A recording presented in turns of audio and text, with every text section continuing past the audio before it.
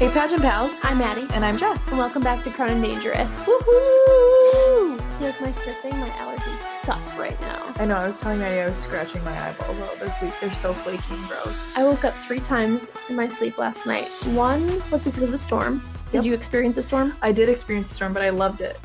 I did. I usually do love it, but it woke me up. And then, secondly, my allergies, because I can't breathe at all. That's not okay.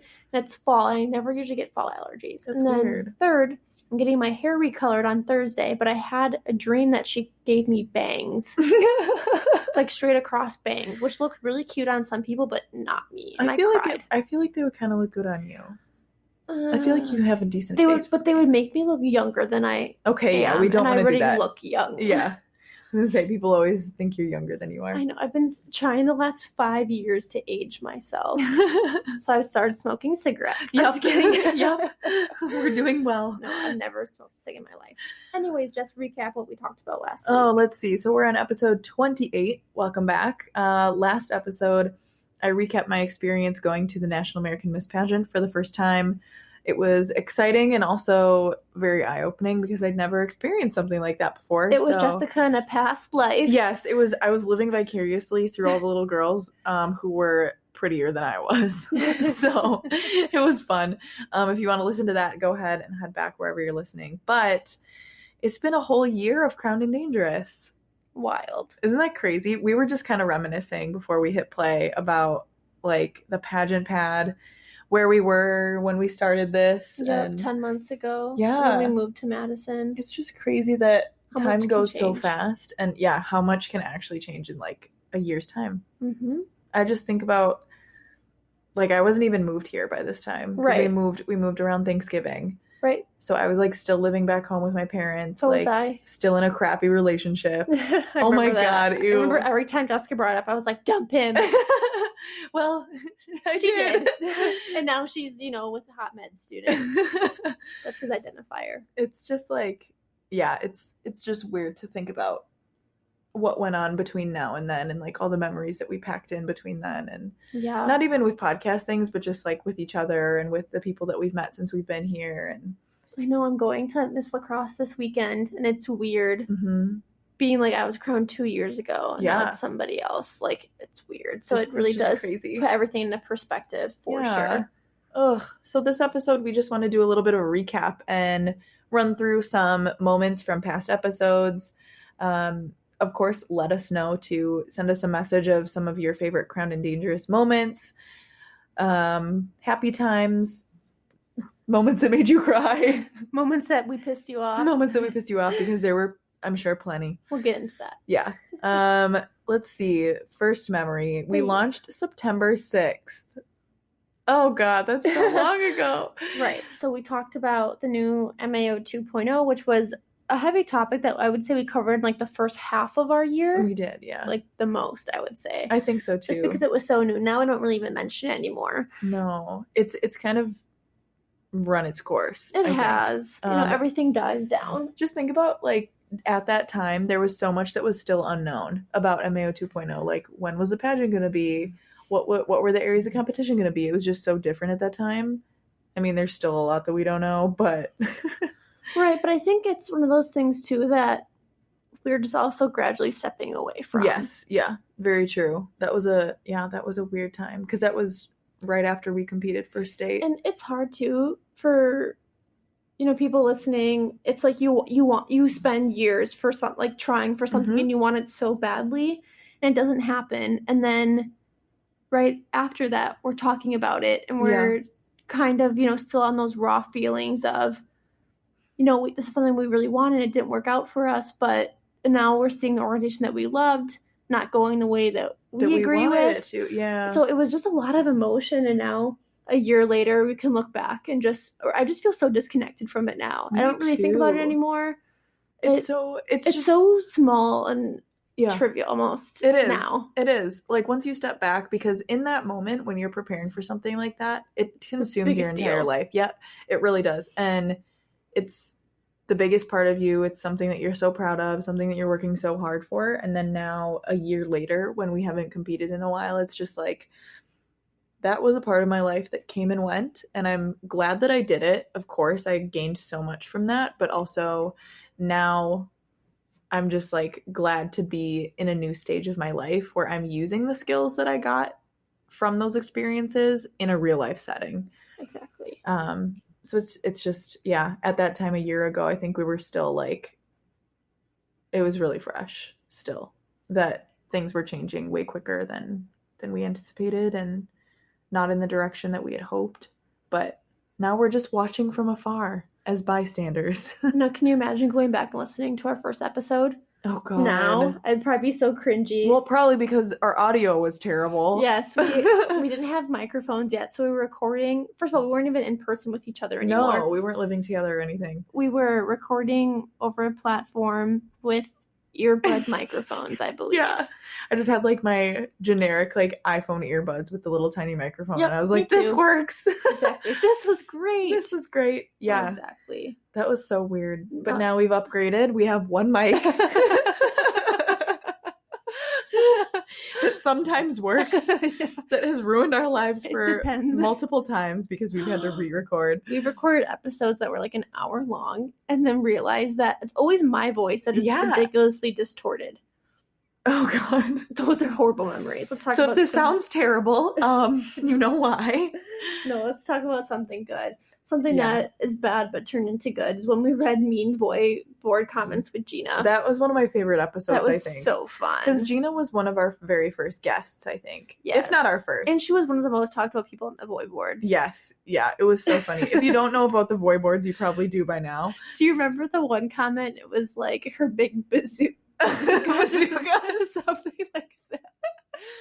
Gina always got ripped on for her boobs and her scoliosis. Yes, right? Yeah, her the stitches, like the spinal fusion surgery or something. Yes, people thought it was all a fluke, and clearly not. I mean, like we know her well enough, but going off the bazookas comment, like I know we talked about this in a really early episode. My boob job that I also had when I was 18 years old. Of course, Wisconsin. Everyone accused you of a boob job too. So funny. But that was a really fun episode just to like laugh at all the things that people say behind a screen, because there's so much of that. I was even like looking through the Void boards recently, actually, because I wanted to find out like who was competing for Miss Wisconsin USA. I feel like they're not even that mean anymore. No, it's just like pageant updates. Now that all the exciting things that used to happen in MAO are no longer. Gina and I used to, I said this on the episode too, we used to always laugh because we always felt like we were always like the two like most picked apart people on the Void boards, maybe besides Elise. Yeah. So we would always joke that the Void boards hate us. But now that we're both gone, too bad. Maybe not. I know. That was a fun episode. We're glad that we had her on. I remember, Jessica, you had like a few mean comments. And there was like, I remember one whole post like dedicated to me. Yeah. Love it. I know. The comments that I always had were like, her talent sucks. And I'm like, duh. I know. I always pictured if they said these things to my face in person, I'd just curtsy. I know. I'd be like, thank you. Yeah. I know. Let's see. Another fun part I think about just Crown and Dangerous in general is us giving advice. I love it. I love giving advice. I loved like when you like everybody listening would DM us with all their problems, like pageant wise or not. I just loved reading them and I loved responding to people, and I don't know, some of our advice was good, but I feel like some of our advice was very sarcastic and funny. But what do you expect? At the end of the day, people will always do what they want to do. Exactly. Mean, we can only sit here and talk at you. Yeah. But so you're welcome. It's just our opinions. I'm a little bit abrasive sometimes in my advice, but in Jessica, I'm sometimes a little too gentle. I'm working on it though. I'm getting a lot better, I think. I remember transforming myself lately. We talked about this on an episode. Wasn't your New Year's resolution to like be more assertive? Yes, be more assertive. Yes. I don't think I ever do resolutions because I'm somebody that like I don't know what it is. I'm just not motivated sometimes. It's really hard for me to stick to things when my heart's not fully in them. Yeah. I feel like it'd have to be something that you really like would be life-changing. I also like to like talk myself out of things and into things. I'm my own worst enemy, basically. We were talking about Maddie's blog before this, about how you want to launch a blog. Yeah, and I have, like, from Jessica, too, like, all the pictures done. I have the website Oh, that was so fun. We had a little mini photo shoot. Yeah, because I used to have a blog. Well, I still have it. It's still up. It's still out there. My Miss Lacrosse blog, and I used to, like, write random stuff on there. But it was all, like, kind of had to be underneath a certain theme of Miss Lacrosse, whereas now I just want to do it about me. Yeah, and I just love a fun lifestyle blog. Right, and I love writing. But, like, I'm kind of afraid. I know. See, Maddie's trying to talk herself out of this because, and I told her, I was like, who cares? I'm embarrassed because we were talking about this. It's like those people who, like, think they're influencers? Yes. Yeah. Think that they're influencers or, like, public figures or, you know, whatever. You're never as cool as you think you are. And, like, everybody secretly is like, it's so cringy. Right. And I'm not being a hater right now. I'm just being honest. Yeah. And I'm afraid I don't want people to think that about me because I see that stuff firsthand and it's super annoying. Yeah. So my thought is just, like, do it if you want to, because if it's something that you enjoy, why not? You know, regardless of what people think, but also I feel like... Yeah, but then, like, you could get that advice to the people who are, like, micro-influencers, you know? Yes, but also I think that you're smart enough to recognize that you wouldn't be like that because it's something that bothers you. I hope so. You know? I don't know. Follow your dreams. I just feel like people are going to be like people like from my hometown or people from wherever, like, oh, is this girl trying to be a blogger? Like, and give, like, stupid advice. Oh, you know? That's what I think, like, cringy I try and advice. Yeah, like, I try in every one of my blog posts to just be like, don't take this seriously. Just because it's just something fun that I like to do. But right. So I'm encouraging Prayers Madeline welcome. to follow her dreams.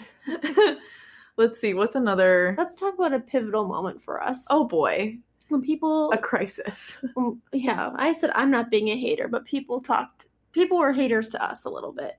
So we talked about our personal experiences, why we left Miss America. People got kind of, you know, cranky about it and butthurt, which, again, to me, it's just so funny because, again, I'll say it till I'm blue in the face. Experience is so unique to the individual. This is our experience. This is not your experience. It will never, ever, ever, ever be your experience. Just like we will never experience what you have. So, like, let us speak our truths. If you want to, you can have a podcast and talk about yours. Right. But I won't hate on it because I don't relate because I'm not you know? Yep. And I think, like, that one specific episode, it was obviously we had a lot of feelings. And which one was that? I've had a lot of feelings. Why we world peaced out. Okay. That one. Where basically we just explained that. That's because, Jessica, people hate the S word. Yes, I know. Dare we say. But but yeah, people didn't like that because people took things personally in that way. And it wasn't meant to be taken that way. What we should have done in the pageant pad is turned a closet into a safe space and directed people to the safe space. Welcome. Yeah. Welcome into our home. Said. Yeah. But yeah, there were quite a few people that got upset about that one, but it was just, I mean, we just had to reiterate that it was like a few. I mean, majority was just people who are still involved and disagreed with what we had to say. Oh yeah. Which is fair. Like, I get it. If you're committed to an organization and I mean, but people someone says something negatively about it, about their experience, and I feel like people will get defensive. Right. But I look at it, and I think more people honestly should look at it this way, is if I'm in an organization and somebody is talking, multiple people are talking about experiences they've had, and other people that maybe have not come forward have also shared the same opinion, but because those people are brave enough to talk about it, they're the ones who are ridiculed. Sure. Though everybody knows secretly, everybody feels that way. But as soon as somebody comes forward, it's so much easier to follow the crowd than to do the right thing. Yeah.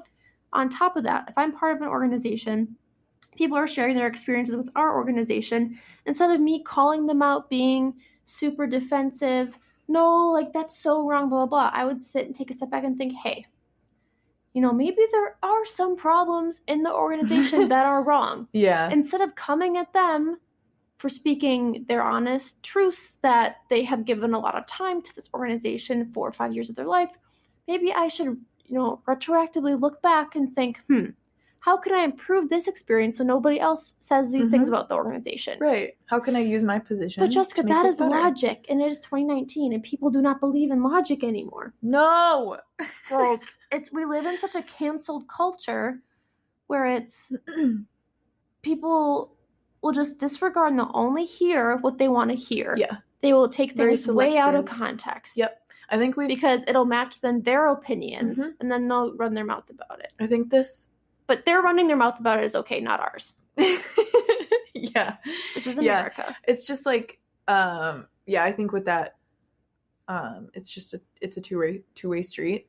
We have this platform for a reason, and that's because we are able to freely share our opinions about our experiences and be very candid and honest about that. And people will always be upset with honesty because it's sometimes blunt and it's sometimes harsh, and they don't always want to hear it. But plus, listen to the whole story. People will never, ever, ever bring up the positives you talk about. They will only bring up the negatives. Yes, always. And honestly, so that was a pivotal moment for us.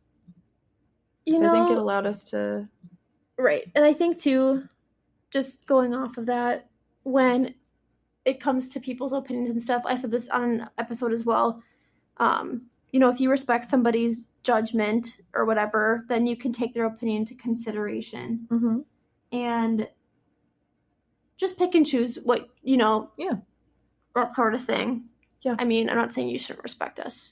No, but also just recognize whose judgment you value. Right. And you can take that to heart if you want to. Right. And that can go into everything in your life. Just know there's always two sides to a story. Absolutely. And just because you don't agree with someone doesn't mean you have to be outrightly... Yeah. I think that goes cancel culture. For sure. Life lessons. Dig it. Life lessons. Yeah. We learned a lot after that episode. Rhyming with dig... Like I said, dig it, is wig. Wig! When I wore Teresa Scanlon's wig. Thank you, Krista Brain, for letting me use that. I can't remember which episode this was, but I distinctly remember you discussing how you got to try it on. And I just keep thinking... I wore that thing for Oktoberfest. There was a Miss America crown that was on that thing at one point. Wow. I didn't even think about that. Yeah. Yeah, So you secondhand wore Miss America's crown. Yeah, summed up version of this story. Basically, Madeline was Miss America. No, I went to Oktoberfest because I was the outgoing Miss, and my hair, like with the wind and the cold and the rain, it just got so gross, but I couldn't wash it. So I asked Krista Brame, who bought this wig, a long time ago, if I could wear the wig, and I had like a hat on to go over it, like a German hat.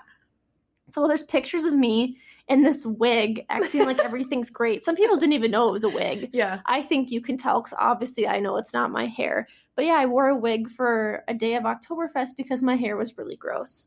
And it happened to be Teresa Scanlon Miss America 2010's wig. I love that. Right, 2010 or 2011? 2010, okay. I believe, yeah. Or no. It was 2011. Carissa Cameron was 2010. Okay. Pretty sure. Anyway, yeah, that was cool. Yeah. Cool. It was unique. I don't know if I could pull it off, but I had that hat to go over it, which helped. But wow, yep. Outgoing Miss does not wash her hair. Cute, delicious. Another part of our episodes, sometimes more of our lifestyle ones, were some of like our best and worst date stories. And I just remember there was a story that you told one time where you some boy tried to put his arm around you and you moved it. I went when I saw one of my favorite stories. Amazing Spider-Man. Yep, the first one. And it was when I was 16 years old. He put his arm around me during a scary part, and I put it back because it was plus when someone puts their arm around you in a movie theater, it's never comfortable. No, and this is before Dream Loungers too. Oh, this is old school. Unacceptable. Seats. Right. Oof. Well, plus now it would still be weird in a Dream Lounger because you're far away from each other now. Regardless, it's just reach weird. Across the mediator. Right. It's like when have you ever heard of counting shoulders? Yeah. Or The Move. I watched Super by the Dozen 2 earlier today and watched Taylor Lautner do The Move on Allison Stoner. Oh man, so good. But yeah, best and worst date stories. What other ones did we talk about? Those are fun. I talked about the one date that I went on where the guy took me up in an airplane. Oh yeah, F off, Jessica. You suck. He was a douche. Jessica went on that date. Now she dates hot med student. You know what? I'm over you, Jessica. I'm sorry. I'm sorry. Do we have any bad ones? Bad dates? Do you remember that one night where I went on 2 dates in a row in the same night? Yes, I was around. I think I sat at home that night. Oh my god, revolutionary. Because my first date was 7 hours long. Oh, you remember this? Yep, she with sat. with the gypsy woman? Yes. I didn't go on the date with the gypsy woman. There was a gypsy woman that showed up at this date. Anyway, I went home, had a quick snack, went back downtown to meet a second guy. Turns out it's the same bar that I met Austin at eventually, so it all comes full circle. We didn't meet Austin at. Okay. No, technically not. Jessica. We met at the zoo. We met on Bumble. Yeah, okay, there and then we go. in person for the first time. Jessica was big on Bumble for a while. It was kind of fun. I made you get off of it though. Yeah. And then you still found your dream guy on there. I did. I believe it works. Well, I don't know. You have to sort through a lot to get to the good ones. Embarrassing story really quick. I don't know if I told you this. I don't know. So I don't have Bumble. I've deactivated it. I don't. But Jess, my current roommate or whatever, when back in the day we used to Bumble for fun, but never ever go on it. But Bumble is so fun. But last week she was just activate it just for fun, just to swipe or whatever. And I deactivated it the next day, whatever. Yeah. So we swiped on it, and so I accidentally swiped right on a few people because when you scroll down to see your photos, I always I've made that mistake so many times. Yes. And I'm and I don't swipe right on any because I just I don't care. I'm not interested to date anybody right now. Mm-hmm. And so I matched with a few people, but I deactivated it right away. Abby texts me. Did I tell you this? No. Abby texts me and she's come to my pregame on Saturday for the Badger game, and I'm like, okay. And then she goes, by the way, my boyfriend's roommate matched with you on Bumble. He'll be there. And I'm like, no. You're great. Okay. No, I'm like, that was an accident. I deactivated it. Not interested. Sorry. Oh, man. But yeah, it's deactivated. I just am not an app person. But I know a lot of people who've met their wives and husbands on it. Yeah. So good for them. But that's true. Never know. I took Jessica away from it. Yeah, I was done after that. She didn't have enough time for me. No, that's true. I missed out on my Madeline dates. Exactly. Let's see. We lived through the era where Gretchen Carlson came into MAO, and we lived through the era where she walked right out. The dark ages. Yeah. So that was a time. It's crazy that we have been recording throughout that entire time. That's so weird. It is weird. I don't know. I kind of forget about her now. I know. I forget. I don't even know who's on the board anymore. Who knows? Bye. I don't know. Next. Baxter. Oh, lovely Baxter. We had Baxter. If you don't know, Baxter is he's our podcast he's pageant pal. He's creator, owner, our administrator. Yeah. Our boss. Yeah. Our friend. Yes. Boss, friend, confidant. You name it. Yes. So we were excited to have him on the podcast. It's actually one of our best episodes too. Yeah, I think so, because we had never... did I tell you that? It was ratings-wise, it's one of our best. Oh, really? Mm-hmm. Oh, that's cool. Because we had always had guests that were former contestants or state title holders or things like that, but we had never had a guest that was actually a judge. So I think it was cool that we had him on from that perspective. And plus, Baxter's honest. I think it's always hard when you get guests, especially in the organization, because you never know if they're going to be really blunt or if they're going to kind of toe the line. Yep. Because with what they say. Yeah. Right. Because they're say anything bad. Yeah. Right. So understandable. Yeah. So it's kind of hard, to kind of know what direction the interview will go. Yeah. That's Whereas with Baxter, when you know Baxter, he is super honest and always really straightforward. Mm-hmm. So we 100% knew what we were getting into with him, and we found it really beneficial, especially from a judge's standpoint, from somebody who's not always be yourself. And, right. He's just nope, you can make these changes, otherwise you're gonna screw up. Or right. Or this is how you can do better. Or just that cheesy BS. Yeah. That you hear, cliche stuff in. Yeah. So it was fun having Baxter on because he's also a good friend, but he's also has a lot of some cool advice from that perspective. That was fun. Ooh, let's see. Any update on your armpits? They haven't been as itchy recently, which is really good, but they're still lumpy. I still look in the mirror and see them, and I really honestly hate it about myself. No. Because it's super ugly in pictures when you pose and you can just see it. Dang. It just really bothers me. You had an ultrasound, right? Everything's all good? 5 years ago. Okay. It'll be 5 years in December, I think. Okay. 2014, I believe it was. 2014. Well, we did get medical advice that episode. Yes, so. Dr. Austin. Yeah. Fixed me up real good. Yep. Wink, wink. I'm just kidding. You. So Jessica and I are in an open relationship. Yep. Everything I ever hoped for. But yeah, I'm just glad they're not cancerous. That's the conclusion that we came to because Dr. Austin, well, not yet. Austin, future MD, said that it would be very unlikely that it was cancerous because they're on two sides. But like they're not matching. Yeah. One's really big. Like my right one's way worse than my left. They still exist on both sides, so yeah. You know, if it were a tumor, but then I saw. Remember, I sent this to Jessica. I saw a post from Selena Gomez's friend. Okay. That one I sent you, and she was like, people notice in my pictures that I have a lump in my armpit, and it's like a swollen lymph. Do you read that? Yeah. Okay, good. Yeah. Let's say if you didn't read that, you just texted me back and were like, whatever you said, I'd be really upset. No. But she was like, I got checked out, and it's like a swollen lymph node. And that's what they told me it was. Yeah. But like, are they supposed to be that big for 5 years? I don't know. I don't know. I hate when you do that. This is this really annoying thing to Jessica. When we saw Aladdin together Memorial Day weekend. We got spray tans together, and it was just a fun night. Okay, well, meanwhile, I was up since 4 a.m. because I had to do a work thing, and I worked all day for 13, 14 hours. And then we went to spray tans in Aladdin, and I just this really annoying noise during Aladdin that she hated, but I just found it really funny. And now it creeps back sometimes. I just need to get it out of my system. That's okay. Oh gosh. Yeah, what a year it's been. We've had, let's see, we will have, this is our 28th episode. Right. Well, oh. I don't want to say it yet. I'm sad. We'll get to it. We've had 7 guests over this time and over 7,500 downloads. Thanks, I think that's cool. Thank you. So it's been cool that if you've listened with us since the very beginning, thank you for being there with us. It's been real fun. Aww. But let's wrap this one up, shall we? You have to say it. This is like I don't want to say it. I'm just avoiding everything. Well, anyway. Basically, Jessica's a loser now. Oh, whatever. Your name is on this too. Jessica's a quitter. No. Basically, this is our last full episode.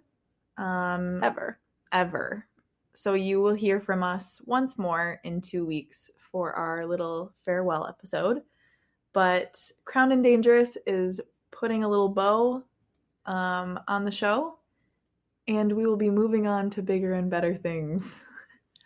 Maddie's got some cool things planned, and I will be stepping away from podcasting. Mainly because I feel like Crowned and Dangerous it's been a great time, and it's been really fun, but I'm just ready for new fun things too. It's been a time. That's really it. It's kind of a boring explanation. I want some juice, Jessica. What do you want to hear? Give the people what they want. This is a show all about juice. Well, what kind of juice do you want? Interview me, Madeline. The reason I'm actually stepping away, guys, is because I don't know if I should say this. I haven't even told you this. What? I'm pregnant. Oh my god! No. No. I very much want to stay a part of public house media. I'm in talks with Baxter about a few things. So yeah, you've got some fun projects in mind. Yeah, hopefully I'll still be on the network if Baxter doesn't boot me off. But yeah, Crown Dangerous has been super fun. Like Jessica said, and we talked about it too, as we move farther and farther away from our pageant time, we just both want to move on from it a little bit, I think. It's hard to keep up with it's hard to keep up with it. Focused podcast. It was a big part of our lives for 4 or 5 years, and then when you're done with something, but then you keep talking about it every week, it's just, it's hard to close that chapter. Yeah. Right. Yep. So, like I said, I'm talking to Baxter about a few things, but yes, we'll miss you, Jessica. Yeah, I have had a blast with this, but yeah, I'm just ready to do different things with my career, especially, and see where that goes. Now I've been at my job for a year. I'm ready to take on more responsibilities. I've been volunteering in different areas, and just every phase of life has a chapter that needs to close at some point. So it is time. It's been a good year though. I feel like this was a good time to kind of wrap up now that we've closed on a year. it just feels like a good time. Let us know on the final episode in 2 weeks if you have any questions for us before we close out the show, any comments you even want to give us, that's fine. We'll read them on the podcast. Yes. Basically, drop ideas, whatever you want us to do, because we are at your beck and call this last coming episode. Yeah. We're excited to hear from you for the last couple weeks that we have with you all. But you can still always slide into our DMs. Find us on Spotify. Obviously, our pageant playlist will not be going away. No, that lives on forever. Exactly. Yes, but follow us, add songs to it. They're all collaborative. Yeah. To the different playlists. It's a good time. There's Pageant Pump Up. There's First Runner Up Club. That's basically like FU. There's sad ones. There's anything that you can think of. You name it. So super fun. So the Spotify will live on. Of course, our episodes aren't going anywhere. Right. So you can always find us on Spotify, Apple Podcasts, all that jazz. So you can listen back on all these great moments that we just discussed. Exactly. But as we wrap up here, be sure to follow Public House Media and Crown and Dangerous on Instagram and like us on Facebook. You can subscribe, rate, and review wherever you're listening. Of course, you only have another 2 weeks to do so before content is just recycled now. I'm getting sad about this. Before we quick wrap up. Yeah. And we can do more of this in the final episode, but as like a preview. Yes. Just now tell me, like, through the good and the bad with pageants and whatever. Yes. What would you tell somebody who's like just starting to compete now, like if you could invoke wisdom on them? Ooh. Just like something, quick, because we'll get into this in the last episode. Yeah, we'll do this in the last episode. Just like a few words of advice, aside from like be yourself, cliche stuff, I would say never be afraid to not necessarily like stand out, but don't be afraid to play to your best assets. Yeah. Play to your best assets, because I think in this sort of industry, I guess you would say, or the organization, it's easy to get lost in how can I do well? How can I win? How can I do better? And you kind of lose sight of how can I be my absolute best? And how can I grow? And how can I improve? And how can I stand out in a way that is unique to me? So I think playing to your best assets will always put you ahead, and will make you happier in the end rather than going with the crowd. Yeah, I would say I have 2 things. Number 1, don't be afraid to fail. I think a lot of people live their lives and can do a million good things, but then if they fail at something, people jump on them and publicize it. Think about a celebrity. They can live a great life for 20 years and do one bad thing, and that's what they're known for. But don't be afraid to fail, because that's where you learn the most. Yep. And you are going to fail. It's kind of inevitable. You know what I mean? Like, I don't mean to sound like a downer, but like, no, but yeah. That's how you learn. Yeah. People, when they win everything right away, are so young, you miss the lessons that failing gives you. Pretty much. You don't really get to learn and reap the benefits of the organization you're a part of. Right. Otherwise, besides, like you said, be yourself, but take your shirt off, take a picture, dye your hair blue. Seriously, that's what I mean. Make people mad. That's what I mean, though, and in that way, stand out. And like that was such a strong part. Like, I think that's why there are people that admire you for that, because it was so different and it was so like not status quo, and people remember that. So be memorable. Be memorable. Yeah. But let's wrap up. We'll be back in 2 weeks, but you can comment and slide into our DMs if there's any last few things that you want to hear from us for the very last episode. Otherwise, our personal social media is always open as well. Like we said, slide into our DMs, blah, blah, blah. We'll be back in 2 weeks on September 26th for a bittersweet last episode. Final episode. This has been Maddie and Jess, reminding you to always wear your invisible crown. Keep it real. And if you do not know what to say, well, peace. Bye.